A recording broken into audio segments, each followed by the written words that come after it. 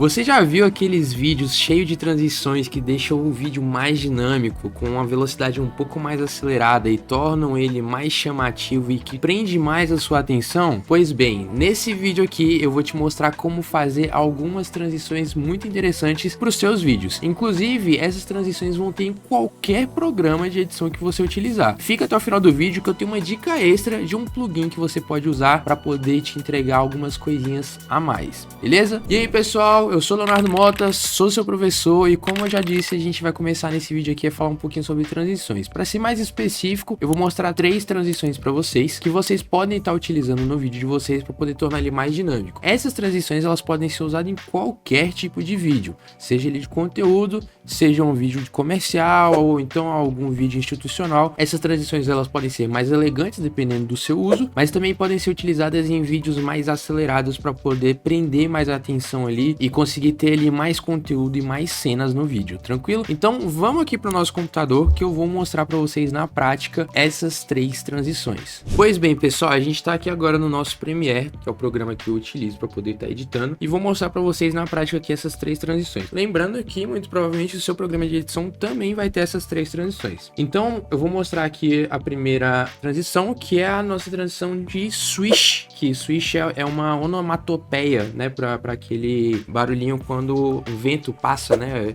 Em inglês eles colocam esse termo swish. Essa transição seria aquela transição que a gente leva para um lado ou leva para o outro a imagem, né? Então, por exemplo, eu tenho aqui essa imagem onde tem uma pessoa digitando no celular ali, eu tenho uma outra imagem de uma pessoa editando aqui no Premiere. A minha transição ela vai estar aqui no meio, ó. Então, quando eu coloco para rodar, ele faz esse efeito de levar para o lado, né? Ele meio que arrasta para o lado. Essa é a nossa transição de swish. No nosso CapCut aí, que eu vejo hoje muita gente utilizando modelos no CapCut, tem muita transição dessa aqui acontecendo durante os vídeos. Então essa transição aqui ela é um exemplo muito bom para a gente estar fazendo uma transição de cenários, tá? Então se a gente pegar aqui as 2 cenas que eu coloquei, são cenários distintos, mas eles ficam unificados pelo efeito da transição swish. Eu também costumo usar muito essa transição aqui quando eu quero fazer uma transição de tempo. Então eu tô produzindo um vídeo para YouTube, por exemplo, e o meu cliente ele termina o assunto e inicia outro. Eu costumo colocar essa transição,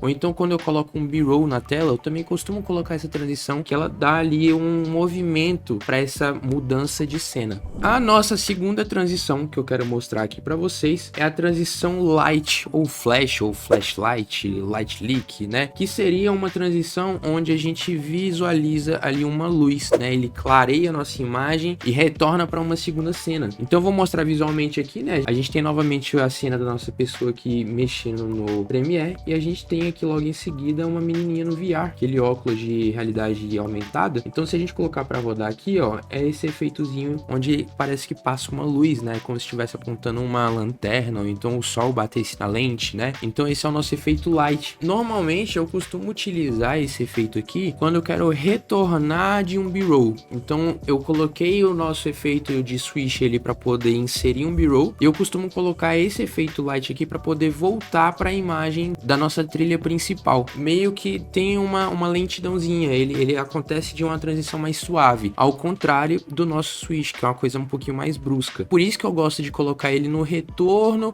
à nossa trilha principal, para que torne ali uma transição mais suave para a cena onde está o nosso criador de conteúdo ali falando diretamente para a câmera, beleza? E por fim, a gente tem aqui agora a nossa transição de objetos. Isso aqui a gente costuma ver bastante no mundo do cinema, principalmente também, onde a gente passa alguma coisa na frente da câmera e ele muda nessa transição dessa passagem desse objeto da imagem para uma segunda imagem. Então é muito comum a gente visualizar, por exemplo, sei lá, em vídeos de cafeteria, acontece muito, né, da pessoa tá gravando ali, aí ela passa por detrás de um balcão, aí ela retorna na cafeteira lá colocando café na xícara. Esse movimento entre um objeto, né, que ele passa na frente da lente para poder levar para uma segunda imagem é uma transição de objeto. Só que não necessariamente a gente precisa gravar esse movimento passando por um certo objeto. A gente pode fazer de alguma outra maneira colocando algum objeto digitalmente no nosso programa. É o exemplo que eu vou colocar aqui para vocês. A gente tem novamente a nossa menininha aqui no não VR e a gente tem aqui a nossa imagem de novo da pessoa mexendo no celular. Aqui eu coloco uma transição onde tem ali ali uma faixa passando, né? Isso aí seria uma transição de objeto. Eu costumo utilizar muito essa transição específica específico aí, para momentos onde o meu cliente termina de fato um conteúdo fechadinho, início, meio e fim, e começa outro. Ou então ele tá num vídeo falando, por exemplo, igual eu tô falando aqui, das 3 transições. No fim de cada explicação de cada transição, eu colocaria uma transição dessa daqui, porque ele finalizaria uma transição e iniciaria outra transição. A diferença dessa para a transição de switch é que a transição de switch eu costumo colocar mais para B-roll e essa eu costumo colocar mais para finalização de um certo conteúdo e inicialização de outro. E por fim, pessoal, vou dar